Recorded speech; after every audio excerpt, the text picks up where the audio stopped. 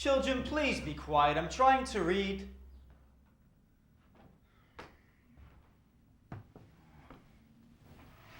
Dear, the children are not responsible for the stock market crash. That's not the trouble. What is that you're reading? This was sent by my friend, the Reverend, whom I met while on embassy duty in the Ottoman Empire. That was before the United States entered the World War. Almost 20 years ago.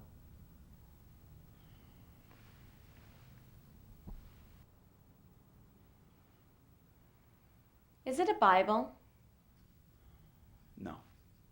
It was written by that Hitler fella. You should listen to some of this. It's positively frightening. Wait, I don't want the children to hear. Don't worry. They're quite uninterested in world affairs. Besides, they went back outside to play.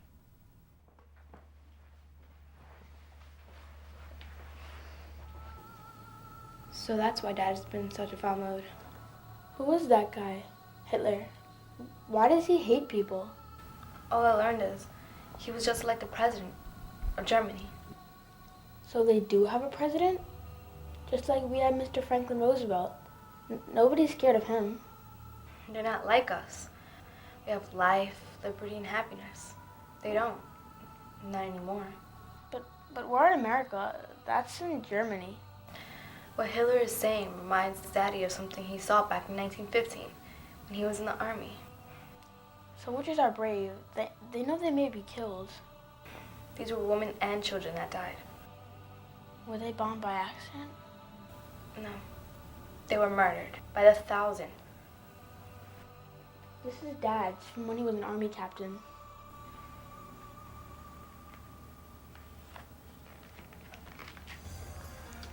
He might tell us what he saw.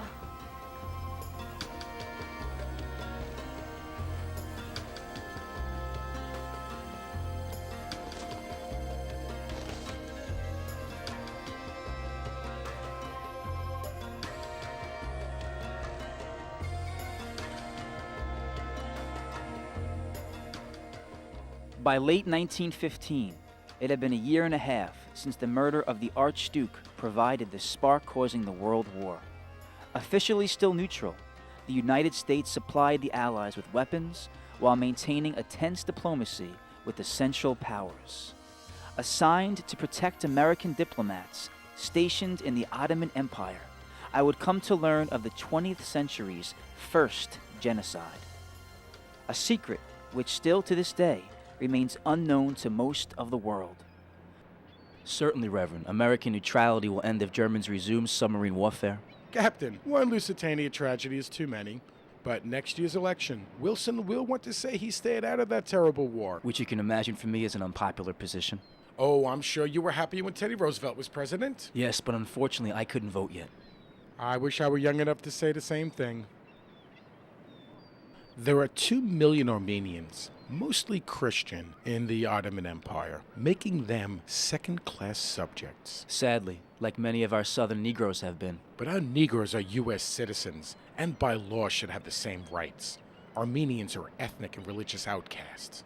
And as such, neither a man's property, his house, nor his life are safe from violence. Last year, the Ottoman Empire entered the World War on the side of our enemy, the Central Powers. I believe they are using the confusion of war to commit a terrible crime. This is an Armenian section of town, Captain. It is entirely empty. Several dozen relocation camps exist, most in Iraq and Syria. Many of the refugees don't make it. Most die in the march across the desert. Did you have me assigned to protect you against the perils of this journey? I have a car. There are roads that reach part way. When they turn to sand, we will proceed on foot.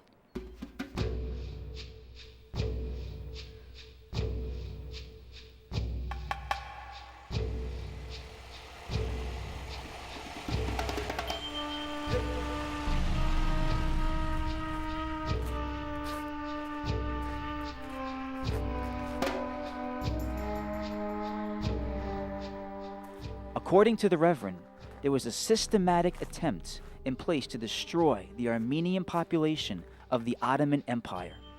Entire villages of people were sent to relocation areas in the desert with no provisions made for their survival.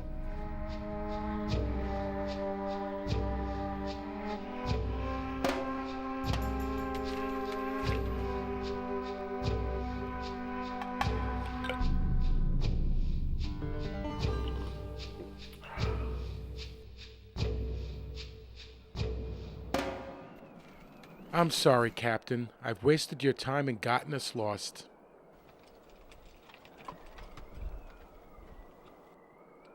Are we turning back then? No, not at all. Please stay here, sir.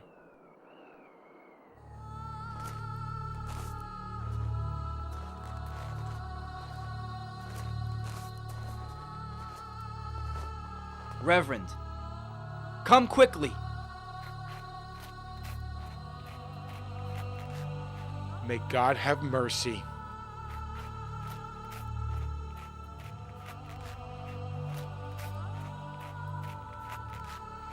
These are children. They're all children. God's children.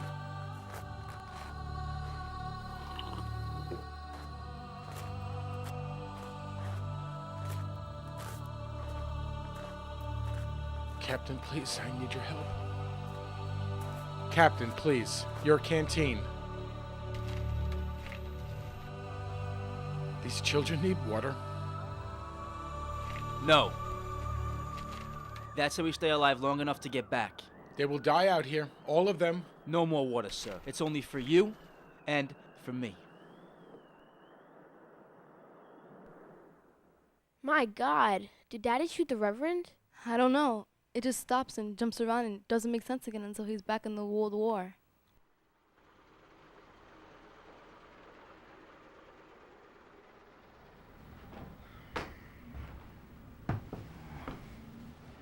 Betty, look, it's a car. It's a taxi that used to bring Grandma back from the railroad station. Look, a man getting out, much older than Daddy.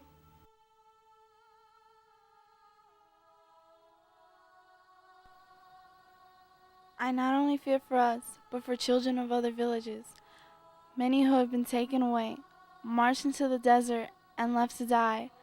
Why do they wish us dead when we've known so little of life? The Turkish soldiers came in on horseback. They brought all the men and older boys into the village together. They took them into a building and brought them back out tied together with rope. Then the soldiers took the men out into the woods behind the village and killed them all with long knives.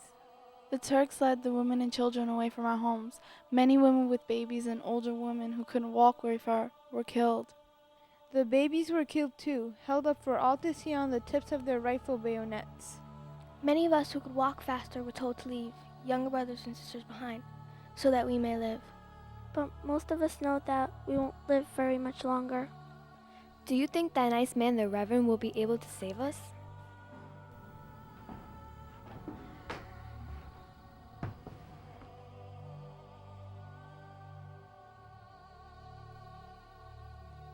It's a pleasure to meet you, Reverend.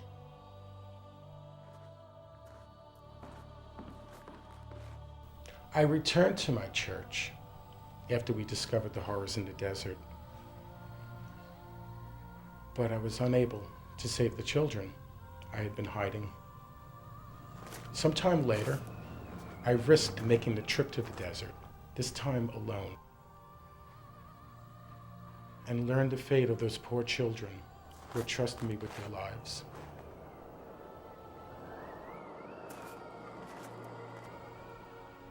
I spent over a year in the horrible trenches of that world war. Those young soldiers, men who should have had their entire lives in front of them. I can never forget that I led many of them to their deaths. All the while wondering, how many wars must be fought? Will we ever rid the world of the evil which put those children out in that desert?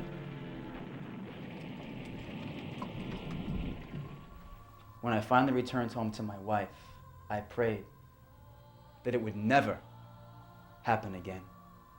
Is that why the Reverend sent Daddy the book that Hitler wrote? Do you think all that could happen all over again? I'm sorry, Daddy. We shouldn't be listening. Don't be.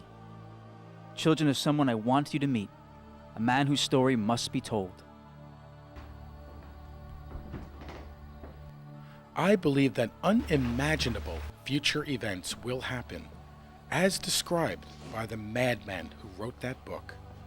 I fear the world will not listen to that warning, that such plans of destruction are impossible. You and I know, Captain, that they are not. To send to death, mercilessly, and without compassion, men, women, and children. Only thus shall we gain the living space which we need. Who, after all, speaks today of the annihilation of the Armenians? Adolf Hitler, August 1939.